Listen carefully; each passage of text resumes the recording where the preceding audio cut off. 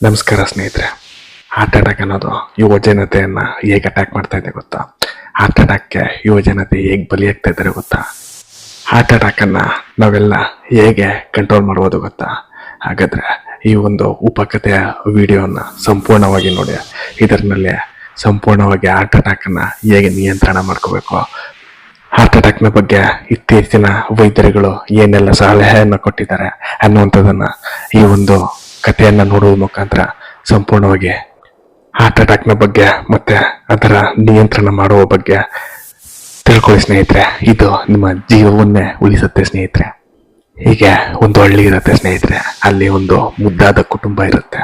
ಆ ಕುಟುಂಬದಲ್ಲಿ ಗಂಡ ಹೆಂಡತಿ ಮಕ್ಕಳು, ಅಂದ್ರೆ 18 ವರ್ಷದ ಮಗ, 20 ವರ್ಷದ ಮಗಳು ಇಬ್ರು ಕೂಡ ಇರ್ತಾರೆ. ಹಾಗಿದ್ದಾಗ ಇದೇ ರೀತಿ ಆ ಕುಟುಂಬದ ಯಜಮಾನನಾದಂಥ ರಾಕೇಶ್ ರಾವ್ ಅವರು ಆ ಕುಟುಂಬವನ್ನ ಚೆನ್ನಾಗಿ ನೋಡ್ಕೊಳ್ತಾ ಇರ್ತಾರೆ. ಆ ಕುಟುಂಬದಲ್ಲಿ ಸದಾ ಸಂತೋಷವೇ ತುಂಬಿ ತೊಡಗ್ತಾ ಇರುತ್ತೆ. ಹೆಂಡತಿ ಮಕ್ಕಳನ್ನ ಆ ರಾಕೇಶ್ ರಾವ್ ಅವರು ಯಾವುದೇ ರೀತಿ ಕೊರತೆಗಳು ಬರದೇ ಇರುವಂಗೆ ನೋಡ್ಕೊಳ್ತಾ ಇರ್ತಾರೆ. ಹೆಂಡತಿ ಕೂಡ ತನ್ನ ಗಂಡನಾದ ರಾಕೇಶ್ ರಾವ್ ಅವ್ರಿಗೆ ಚೆನ್ನಾಗಿ ಸಪೋರ್ಟ್ ಕೂಡ ಮಾಡ್ತಾ ಇರ್ತಾರೆ.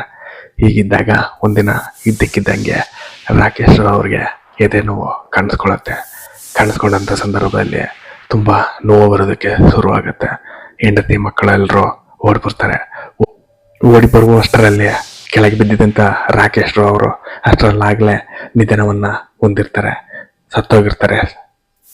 ಆದರೂ ಕೂಡ ತನ್ನ ಗಂಡನನ್ನು ಉಳಿಸ್ಕೊಳ್ಳೋದಕ್ಕೋಸ್ಕರ ಆ ಹೆಂಡತಿ ವಿಮಲ ಪ್ರಯತ್ನವನ್ನು ಮಾಡೋದಕ್ಕೆ ಶುರು ಮಾಡ್ತಾಳೆ. ಅವಳು ಆಂಬುಲೆನ್ಸನ್ನು ಕರೆಸ್ತಾಳೆ. ಆಂಬುಲೆನ್ಸ್ ಬರುತ್ತೆ. ಬಂದ ತಕ್ಷಣ ಎಲ್ಲರೂ ಕೂಡ ಹೆಂಡತಿ ಮಕ್ಕಳು ಮತ್ತೆ ಎಲ್ಲರೂ ಸೇರಿ ಆಂಬುಲೆನ್ಸ್ಗೆ ಆ ರಾಕೇಶ್ ರಾವ್ ಅವರನ್ನ ಹಾಕ್ತಾರೆ. ಹಾಕಿದಾಗ ಆಂಬುಲೆನ್ಸ್ ಇಮಿಡಿಯೇಟ್ ಆಗಿ ಆಸ್ಪತ್ರೆ ಕಡೆ ಹೊರಡಿದ ತಕ್ಷಣ ಆಸ್ಪತ್ರೆಯಲ್ಲಿ ಹೋಗಿ ಎಲ್ಲವನ್ನು ಚೆಕ್ ಮಾಡ್ತಾರೆ. ಎಷ್ಟೊತ್ತಿಗಾಗ್ಲೇನೆ ರಾಕೇಶ್ ರಾವ್ ನಿಧನವನ್ನ ಹೊಂದಿರ್ತಾರೆ. ವಿಮಲಳ ಪ್ರಯತ್ನ ಸಂಪೂರ್ಣವಾಗಿ ವಿಫಲ ಆಗುತ್ತೆ. ಅಲ್ಲೇ ಕೂಡ ತನ್ನ ಪ್ರೀತಿಯ ಗಂಡನನ್ನ ಕಳೆದುಕೊಂಡಕ್ಕೋಸ್ಕರ ದುಃಖದಿಂದ ಅಳೋದಕ್ಕೆ ಶುರು ಮಾಡ್ತಾಳೆ. ಮಕ್ಕಳು ಕೂಡ ಎಲ್ಲವೂ ಅಳೋದಕ್ಕೆ ಶುರು ಮಾಡ್ತಾರೆ. ಹಾರ್ಟ್ ಅಟ್ಯಾಕ್ನಿಂದ ಹೀಗೆ ರಾಕೇಶ್ ರಾವ್ ಅವರು ನಿಧನವನ್ನು ಹೊಂದುತ್ತಾರೆ. ರಾಕೇಶ್ ರಾವ್ ಅವ್ರಿಗೆ ಹಾರ್ಟ್ ಅಟ್ಯಾಕ್ ಆಗೋದಕ್ಕೆ ಏನು ಕಾರಣ ಅಂತೇಳಿ ಈ ವಿಡಿಯೋನ ಕೊನೆವರೆಗೂ ನೋಡಿ. ಹೀಗೆ ಅವರು ಸತ್ತ ನಂತರ, ರಾಕೇಶ್ ರಾವ್ ಅವರು ಸತ್ತ ನಂತರ ಮನೆಯಲ್ಲಿ ತುಂಬ ದಿನೇ ದಿನೇ ಬಡತನ ಶುರುವಾಗುತ್ತೆ. ಚೆನ್ನಾಗಿದ್ದಂಥ ಕುಟುಂಬಕ್ಕೆ ದಿನೇ ದಿನೇ ಬಡತನ ಕಾಡೋದಕ್ಕೆ ಶುರು ಮಾಡುತ್ತೆ. ಹೀಗಿದ್ದಾಗ ಕೆಲಸಕ್ಕೆ ಹೋಗದಿದ್ದಂಥ ವಿಮಲ ಕೂಡ ಕೆಲಸಕ್ಕೆ ಹೋಗೋದಕ್ಕೆ ಶುರು ಮಾಡ್ತಾರೆ. ಆದರೂ ಕೂಡ ಮನೆಗೆ ಆಕೆ ಸಂಬಳ ಮನೆಯೇ ಕೂಡ ಸಾಕಾಗ್ತಾ ಇರಲ್ಲ. ಹೀಗಿದ್ದಂಥ ಸಂದರ್ಭದಲ್ಲಿ ಮಗನಾದಂಥ ಭರತ್, 18 ವಯಸ್ಸಿನ PUC ಓದ್ತಿದ್ದಂಥ ಭರತ್ ಕೆಲಸ ಹೋಗೋದಕ್ಕೆ ನಿರ್ಧಾರ ಮಾಡ್ತಾನೆ. ಕೆಲಸಕ್ಕೆ ಹೋಗೋದಕ್ಕಾಗಿ ಮತ್ತೆ ತನ್ನ ಕುಟುಂಬವನ್ನು ನಿರ್ವಹಣೆ ಮಾಡೋದಕ್ಕಾಗಿ PUCಯನ್ನ ಡಿಸ್ಕಂಟಿನ್ಯೂ ಮಾಡ್ತಾನೆ. ಮತ್ತೆ ತನ್ನ ತಾಯಿಗೆ, ಅಮ್ಮ ನೀನು ಯಾವುದೇ ಕಾರಣಕ್ಕೂ ಕೆಲಸಕ್ಕೆ ಹೋಗ್ಬೇಡ, ಇನ್ನು ಮುಂದೆ ನಾನೇ ಹೋಗ್ತೀನಿ ಅಂತೇಳಿ ತನ್ನ ಅಮ್ಮನಿಗೆ ಹೇಳ್ತಾನೆ. ಹಾಗೆ ನಂತರ ಯಾವುದೇ ಕಾರಣಕ್ಕೂ ಕೆಲಸಕ್ಕೆ ಹೋಗದಂತೆ ತನ್ನ ಪ್ರೀತಿಯ ಮನೆಗೆ ಮಗ ಮಾಡ್ತಾನೆ. ಅದೇ ರೀತಿ ವಿಮಲ ಕೂಡ ಕೆಲಸಕ್ಕೆ ಹೋಗೋದಿಲ್ಲ. ಆ ಹುಡುಗ ತನ್ನ ತಾಯಿ ಮತ್ತೆ ಅಕ್ಕನನ್ನ ಚೆನ್ನಾಗಿ ನೋಡ್ಕೋಬೇಕು ಅನ್ನುವಂಥ ಉದ್ದೇಶದಿಂದ ಕೆಲಸಕ್ಕೆ ಹೋಗೋದಕ್ಕೆ, ತನ್ನ ವಿದ್ಯಾಭ್ಯಾಸವನ್ನ ಮುರಿದು ಕೆಲಸಕ್ಕೆ ಹೋಗೋದಕ್ಕೆ ತೀರ್ಮಾನ ಮಾಡ್ತಾನೆ. ಅದೇ ರೀತಿ ಕೆಲಸಕ್ಕೂ ಕೂಡ ಸೇರ್ಕೊಳ್ತಾನೆ. ಕೆಲಸ ಗೊತ್ತಿಲ್ಲದಂತ ಆ ಹುಡುಗನಿಗೆ ದಿನೇ ದಿನೇ ಟಾರ್ಚರ್ ಶುರುವಾಗುತ್ತೆ.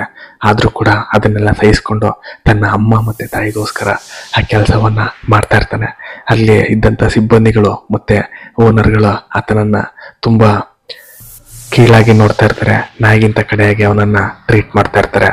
ಆದ್ರೂ ಕೂಡ ತನ್ನ ಅಮ್ಮ ಮತ್ತೆ ತಾಯಿಗೋಸ್ಕರ ಅದನ್ನ ಸಹಿಸಿಕೊಂಡು ದಿನೇ ದಿನೇ ಸ್ವಲ್ಪ ಕೆಲಸವನ್ನ ಕಲಿತಾ ಹೋಗ್ತಾ ಇರ್ತಾನೆ. ಎಷ್ಟೇ ಕಷ್ಟಗಳು ಬಂದ್ರು ಅದನ್ನ ತಾಯಿ ಮತ್ತೆ ಅಕ್ಕನ ಜೊತೆ ಹಂಚ್ಕೊಳ್ತಾ ಇರಲ್ಲ. ಆದ್ರೂ ಕೂಡ ಅವನು ತಾಯಿ ಮತ್ತೆ ಅಕ್ಕನ ನಡುವೆ ತುಂಬಾ ಸಂತೋಷದಿಂದ ಬಾಳ್ತಾ ಇರ್ತಾನೆ. ಎಲ್ಲ ನೋವುಗಳನ್ನ ಸಹಿಸಿಕೊಂಡು ಬಾಳ್ತಾ ಇರ್ತಾನೆ.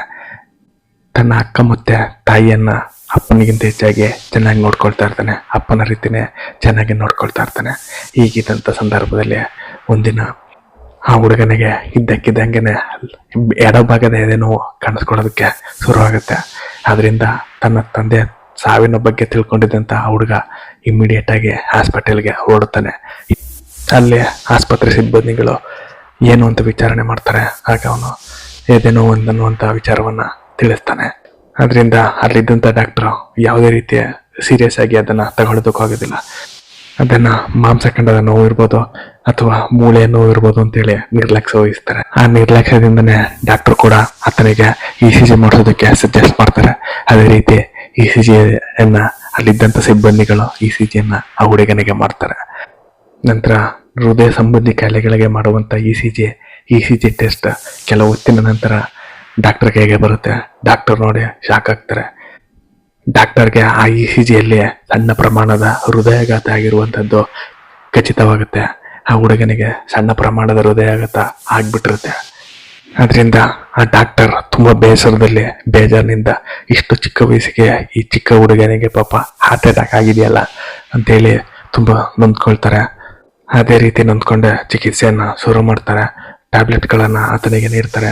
ಟ್ಯಾಬ್ಲೆಟ್ಗಳಲ್ಲೇ ಅದನ್ನು ಕ್ಯೂರ್ ಮಾಡುವಂಥ ಶಕ್ತಿ ಇರುತ್ತೆ. ಅದರಿಂದ ಸಣ್ಣ ಪ್ರಮಾಣದಲ್ಲೇ ಆ ಒಂದು ಟ್ರೀಟ್ಮೆಂಟ್ ಶುರುವಾಗುತ್ತೆ.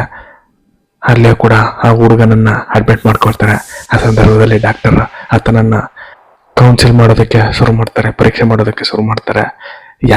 ಅದರಿಂದ ಡಾಕ್ಟರ್ ಮೊದಲು ಆ ಹುಡುಗನಿಗೆ ನೀನೇನು ಓದ್ತಾ ಇದೆಯಪ್ಪ ಅಂತೇಳಿ ಪ್ರಶ್ನೆಯನ್ನ ಮಾಡ್ತಾರೆ. ಅದರಿಂದ ಆತ ಸರ್ ನಾನೇನು ಓದ್ತಾ ಇಲ್ಲ, PUC ಡಿಸ್ಕಂಟಿನ್ಯೂ ಮಾಡಿದ್ದೀನಿ ಅಂತೇಳಿ ಹೇಳ್ತಾನೆ. ಹೌದಾ, ಯಾಕೆ ಅಂತೇಳಿ ಡಾಕ್ಟರ್ ಆ ಹುಡುಗನನ್ನ ಪ್ರಶ್ನೆಯನ್ನ ಮಾಡ್ತಾರೆ. ಅದರಿಂದ ಇರೋ ಪರಿಸ್ಥಿತಿ ಆದಂತ ತನ್ನ ತಂದೆ ತೀರೋಗಿರುವಂಥದ್ದು ಮತ್ತೆ ತಾಯಿ ಮತ್ತೆ ಅಕ್ಕನನ್ನ ನೋಡ್ಕೊಳ್ಳುವಂಥದ್ದು ವಿಚಾರವನ್ನ ಆ ಡಾಕ್ಟರಿಗೆ ಆ ಹುಡುಗ ತಿಳಿಸ್ತಾನೆ. ಅದರಿಂದ ಡಾಕ್ಟರ್ ಸರಿ ಹೋಗ್ಲಿ ಬಿಡು ಅಂತೇಳಿ, ಸರಿ ನೀನೇನು ಕೆಲಸ ಮಾಡ್ತೀಯಪ್ಪ ಅಂತೇಳಿ ಪ್ರಶ್ನೆಯನ್ನ ಹಾಕ್ತಾರೆ. ಅದರಿಂದ ಆತ ತಾನು ಮಾಡ್ತಿದ್ದಂಥ ಕೆಲಸದ ಬಗ್ಗೆ ವಿವರಣೆಯನ್ನ ಕೊಡೋದಕ್ಕೆ ಶುರು ಮಾಡ್ತಾನೆ. ಅಯ್ಯೋ ಸರ್, ನಾನು ತುಂಬ ಕಷ್ಟಪಟ್ಟು ಕೆಲಸ ಮಾಡ್ತಾ ಇದ್ದೀನಿ ಸರ್. ನಮ್ಮ ತಾಯಿಗೋ ನಮ್ಮ ಅಕ್ಕನಿಗೋ ಯಾವುದೇ ರೀತಿ ತೊಂದರೆ ಕೊರತೆಗಳು ಬದ್ದರ ರೀತಿ ನೋಡ್ಕೊಳ್ಳೋದೇ ನನ್ನ ಗುರಿ ಸರ್. ಅದರಿಂದ ನಾನು ಡೈಲಿ 18ರಿಂದ 20 ಅವರ್ ಕೆಲಸ ಮಾಡ್ತೀನಿ ಸರ್. ಬರೀ 4 ಅವರ್ ಮಾತ್ರ ನಿದ್ರೆ ಮಾಡ್ತೀನಿ ಸರ್. ಆದರೂ ಊಟನ ಸರಿಯಾಗಿ ಕೂಡ ಮಾಡೋದಿಲ್ಲ ಸರ್. ಯಾಕೆಂದರೆ ನನ್ನ ತಾಯಿ ಮತ್ತು ತಂಗಿಯನ್ನ ನಾನು ಚೆನ್ನಾಗಿ ನೋಡ್ಕೊಳ್ಳೇಬೇಕು ಸರ್. ಊಟ ಯಾವಾಗ ಸಿಗುತ್ತೋ ಅವಾಗ ಮಾತ್ರ ಮಾಡ್ತೀನಿ ಸರ್ ಅಂತೇಳಿ ಹೇಳ್ತಾನೆ. ಅದರಿಂದ ಡಾಕ್ಟ್ರು ನಿನಗೆ ಟೆನ್ಷನ್ ಮತ್ತು ಒತ್ತಡ ಏನು ಆಗೋದಿಲ್ವೇನಪ್ಪ ನಿನಗೆ ಅಂತೇಳಿ ಬೈತಾರೆ. ಅದರಿಂದ ಆಗುತ್ತೆ ಸರ್, ಏನು ಮಾಡಲಿ, ಆದಾಗ ಒಂದು ಸಿಗರೇಟು ಸ್ವಲ್ಪ ಡ್ರಿಂಕ್ಸು ಇದು ಮಾಡಿದ್ರೆ ಕಮ್ಮಿ ಆಗುತ್ತೆ ಸರ್ ಅಂತೇಳಿ ಹೇಳ್ತಾನೆ. ಅದರಿಂದ ಡಾಕ್ಟ್ರಿಗೆ ಸಂಪೂರ್ಣವಾಗಿ ಖಚಿತ ಆಗುತ್ತೆ ಯಾವ ಉದ್ದೇಶದಿಂದ ಈತನಿಗೆ ಹಾರ್ಟ್ ಅಟ್ಯಾಕ್ ಆಗಿದೆ ಅಂತೇಳಿ. ಅದರಿಂದ ಡಾಕ್ಟರ್ ಆತನಿಗೆ ತಿಳಿಸೋದಕ್ಕೆ ನಿನಗೆ ಯಾವ ಉದ್ದೇಶದಿಂದ ಹಾರ್ಟ್ ಅಟ್ಯಾಕ್ ಆಗಿದೆ ಅಂತೇಳಿ ತಿಳಿಸೋದಕ್ಕೆ ಶುರು ಮಾಡ್ತಾರೆ. ಅದರಿಂದ ಡಾಕ್ಟರ್ ನೋಡಪ್ಪ, ನಿನಗೆ ಹಾರ್ಟ್ ಅಟ್ಯಾಕ್ ಆಗಿರೋದಕ್ಕೆ ಮೇನ್ ಕಾರಣ ಏನು ಗೊತ್ತಾ? ಅತಿಯಾದ ಸಿಗರೇಟ್ ಮತ್ತು ಡ್ರಿಂಕ್ಸ್ ಮಾಡೋದು. ಇಷ್ಟು ಚಿಕ್ಕ ವಯಸ್ಸಿಗೆ ಅತಿಯಾದ ಡ್ರಿಂಕ್ಸ್ ಮತ್ತು ಸಿಗರೇಟ್ ಸೇದೋದನ್ನು ನೀನು ಕಲ್ತಿದ್ಯಾ, ಅದೇ ನಿನಗೆ ಸಣ್ಣ ಪ್ರಮಾಣದ ಹಾರ್ಟ್ ಅಟ್ಯಾಕ್ಗೆ ಕಾರಣ. ಇದೇ ರೀತಿ ನೀನು ಡ್ರಿಂಕ್ಸ್ ಮಾಡೋದು, ಸಿಗರೇಟ್ ಸೇದೋದು ಇದನ್ನು ಯಥೇಚ್ಛವಾಗಿ ಮುಂದುವರಿಸ್ತಾ ಹೋದರೆ ನೀನು ಯಾವಾಗ ಸಾಯ್ತೀಯ ಅಂತ ನಿನಗೇನೆ ಗೊತ್ತಿರಲ್ಲ ಅಂತೇಳಿ ಡಾಕ್ಟರ್ ತಿಳಿಸ್ತಾರೆ. ಅದರಿಂದ ಯುವಕ, ಅಯ್ಯೋ ಸರ್, ನನಗೆ ಸಿಗರೇಟ್ ಮತ್ತು ಡ್ರಿಂಕ್ಸ್ ಇಲ್ಲ ಅಂತಂದರೆ ಕೆಲಸನೇ ಮಾಡೋದಕ್ಕಾಗಲ್ಲ ಸರ್. ಏನು ಮಾಡೋದು ಸರ್, ಮಾಡಲೇಬೇಕಲ್ಲ ಸರ್. ನನ್ನ ತಾಯಿ ಮತ್ತು ಅಕ್ಕನ ನೋಡ್ಕೋಬೇಕಂತಂದರೆ ನಾನು ಕೆಲಸ ಮಾಡ್ಬೇಕು ಸರ್. ಕೆಲಸ ಮಾಡಬೇಕು ಅಂತಂದರೆ ಇವೆರಡು ಇರಲೇಬೇಕು ಸರ್ ನನಗೆ. ಇಲ್ಲಂತಂದರೆ ಯಾವುದೇ ಕಾರಣಕ್ಕೂ ಕೆಲಸ ಮಾಡೋದಕ್ಕೆ ಆಗಲ್ಲ ಸರ್ ಅಂತೇಳಿ ಹೇಳ್ತಾನೆ. ಅದರಿಂದ ಡಾಕ್ಟರ್ ನೋಡಪ್ಪ, ನೀನು ಟೆನ್ಷನಲ್ಲೂ ಕೆಲಸ ಮಾಡ್ತೀಯ, ಜೊತೆಗೆ ಈ 2 ಡ್ರಿಂಕ್ಸ್ ಮತ್ತು ಸ್ಮೋಕು ಇದು ಹಾರ್ಟ್ ಅಟ್ಯಾಕ್ ಬಹುಮುಖ್ಯ ಕಾರಣ. ಯಾವುದೇ ಕಾರಣಕ್ಕೂ ಇವು 3 ಕೂಡ ಟೆನ್ಷನ್ ಆಗುವಂಥದ್ದು ಮತ್ತು ಸಿಗರೇಟ್ ಸೇದುವಂಥದ್ದು ಮತ್ತು ಡ್ರಿಂಕ್ಸ್ ಮಾಡುವಂಥದ್ದು, ಈ 3 ಕೂಡ ಯಾವುದೇ ಕಾರಣಕ್ಕೂ ಹಾರ್ಟ್ ಪೇಷಂಟ್ಗಳಾಗಲಿ ಯಾರೇ ಒಬ್ಬರು ಕೂಡ ಮಾಡಬಾರ್ದು. ಮಾಡಿದ್ರೆ ಯಾವಾಗ ಸಾಯ್ತಾರೆ ಅಂತೇಳಿ ಯಾವುದನ್ನು ಹೇಳೋದಕ್ಕಾಗಲ್ಲ, ಅವ್ರಿಗೆ ಗ್ಯಾರಂಟಿ ಕೂಡ ಇರೋದಿಲ್ಲ ಅಂತೇಳೋದನ್ನು ತಿಳಿಸ್ತಾರೆ. ಮತ್ತು ಸ್ವಲ್ಪ ದಡ್ಡತನದಿಂದ ಇದ್ದಂಥ ಹುಡುಗನಿಗೆ ಬುದ್ಧಿವಾದವನ್ನು ಹೇಳೋದಕ್ಕೆ ಶುರು ಮಾಡ್ತಾರೆ. ಅವನನ್ನು ಆ ತಪ್ಪು ದಾರಿಯಿಂದ ಹೊರತರೋದಕ್ಕೆ ಶುರು ಮಾಡ್ತಾರೆ. ಮೊದಲನೇದಾಗಿ, ನೋಡಪ್ಪ, ನಿಮ್ಮ ಅಕ್ಕ ನಿಮ್ಮ ಅಮ್ಮ ಚೆನ್ನಾಗಿರ್ಬೇಕು ತಾನೆ ಅಂತ ಕೇಳ್ತಾರೆ. ಅದರಿಂದ ಹುಡುಗ ಹೌದು ಅಂತ ಹೇಳ್ತಾನೆ. ಹಾಗಾದರೆ ನೀನು ಬದುಕಬೇಕು ಅಂತಂದರೆ ಈ 3ನ್ನ ಬಿಡಲೇಬೇಕು. ಇಲ್ಲ ಅಂತಂದರೆ ನಿಮ್ಮ ಅಕ್ಕ ನಿಮ್ಮ ತಾಯಿ ಇಬ್ಬರು ಕೂಡ ನಿನ್ ಥರನೇ ಆಗ್ತಾರೆ, ಅನಾಥರ ಆಗ್ಬಿಡ್ತಾರೆ ಅಂತೇಳಿ ಎದುರಿಸ್ತಾರೆ. ಅದರಿಂದ ಇನ್ನೂ ಹೆಚ್ಚಿನ ರೀತಿಯಲ್ಲಿ ಅವನಿಗೆ ಹೆದರಿಕೆಯನ್ನ ಹೇಳ್ತಾರೆ, ಮೋಟಿವೇಟನ್ನು ಮಾಡ್ತಾರೆ. ಅದರಿಂದ ಎಚ್ಚೆತ್ಕೊಂಡಂತ ಆ ಹುಡುಗ ಸಿಗರೇಟ್ ಮತ್ತು ಡ್ರಿಂಕ್ಸ್ ಮತ್ತು ಟೆನ್ಷನ್ ಆಗೋದನ್ನು ನಿಲ್ಲಿಸೋದಕ್ಕೆ ಶುರು ಮಾಡ್ತೀನಿ ಅಂತೇಳಿ ಶಪಥವನ್ನು ಮಾಡ್ತಾನೆ. ಇತ್ತ ಡಾಕ್ಟರ್ ಎಲ್ಲರಿಗೂ ಕೂಡ ಬುದ್ಧಿವಾದವನ್ನು ಮೀಡಿಯಾದವರನ್ನ ಕರೆಸಿ ಹೇಳೋದಕ್ಕೆ ಶುರು ಮಾಡ್ತಾರೆ. ಏನಂತಂದರೆ ಇತ್ತೀಚಿನ ದಿನಗಳಲ್ಲಿ ಯುವಕರು ಬಲಿ ಹೋಗ್ತಾ ಇರೋದಕ್ಕೆ ಕಾರಣ ಈ ಸಿಗರೇಟ್ ಮತ್ತು ಡ್ರಿಂಕ್ಸಿಂಗ್ ಚಿಕ್ಕ ವಯಸ್ಸಿಗೆ ಶುರು ಮಾಡ್ಕೊಂಡಿರೋದು, ಮತ್ತೆ ಒತ್ತಡ ಜೀವನವನ್ನು ಚಿಕ್ಕ ವಯಸ್ಸಿಗೆ ಶುರು ಮಾಡ್ಕೊಂಡಿರೋದು, ಮತ್ತು ದುಡ್ಡು ಮಾಡೋದಕ್ಕೋಸ್ಕರ ಚಿಕ್ಕ ವಯಸ್ಸಿಗೆ ದುಡ್ಡಿನ ಹಿಂದೆ ಟೆನ್ಷನ್ ಮಾಡಿಕೊಂಡು ಓಡ್ತಾ ಇರುವಂಥದ್ದು. ಈ ಮೂರು ಬಹಳ ಜೀವನಕ್ಕೆ ಅಪಾಯಕಾರಿ. ಇವರಿಗೆ ಜಾಸ್ತಿ ಆಯಸ್ಸು ಇರೋದಿಲ್ಲ ಅಂತ ಹೇಳುವಂಥದ್ದನ್ನು ವಾಹಿನಿಗಳ ಮುಖಾಂತರ ಮತ್ತು ಸೋಷಿಯಲ್ ಮೀಡಿಯಾಗಳ ಮುಖಾಂತರ ಸಮಾಜಕ್ಕೆ ತಿಳಿಸ್ತಾರೆ. ಅದರಿಂದ ಆ ಡಾಕ್ಟರ್ನ ಆದೇಶದಂತೆ ನೀವೆಲ್ಲ ಸಿಗರೇಟ್ ಅಥವಾ ಡ್ರಿಂಕ್ಸ್ ಏನೇ ಇದ್ರೂ ಕೂಡ ಬಿಡೋದಕ್ಕೆ ತೀರ್ಮಾನ ಮಾಡೋಣ, ಮತ್ತು ಯಾವುದೇ ರೀತಿಯ ಟೆನ್ಷನ್ಗಳಿಲ್ಲದೆ ಜೀವನವನ್ನು ನಡೆಸೋದಕ್ಕೆ ಶುರು ಮಾಡೋಣ. ಆದಷ್ಟು ದುಡ್ಡಿನ ಹಿಂದೆ ಅಥವಾ ದುಡ್ಡನ್ನು ಮಾಡೋದಕ್ಕೋಸ್ಕರ ಒತ್ತಡಗಳಿರುವಂತಹ ಅಥವಾ ಜಂಜಾಟಗಳಿರುವಂತಹ ಕೆಲಸವನ್ನು ಮಾಡೋದನ್ನು ನಿಲ್ಲಿಸಿ ನೆಮ್ಮದಿಯಿಂದ ಇದ್ದು ಹಾರ್ಟ್ ಅಟ್ಯಾಕ್ನಿಂದ ಪಾರಾಗೋಣ. ದಯವಿಟ್ಟು ನಮ್ಮ ಚಾನಲ್ನ ಫಾಲೋ ಮಾಡಿ ಮತ್ತು ಸಬ್ಸ್ಕ್ರೈಬ್ ಮಾಡಿ ಮರಿಬೇಡಿ ಸ್ನೇಹಿತರೆ. ಜೈ ಶ್ರೀರಾಮ್. ಮತ್ತು ಈ ಒಂದು ವಿಡಿಯೋನ ಲೈಕ್ ಮಾಡಿ ಸ್ನೇಹಿತರೆ. ಪ್ರತಿಯೊಬ್ಬ ಯುವಕನಿಗೂ ತಲುಪಲಿ ಅನ್ನುವಂಥದ್ದು ನಮ್ಮ ಆಶಯ. ಜೈ ಶ್ರೀರಾಮ್ ಸ್ನೇಹಿತರೆ.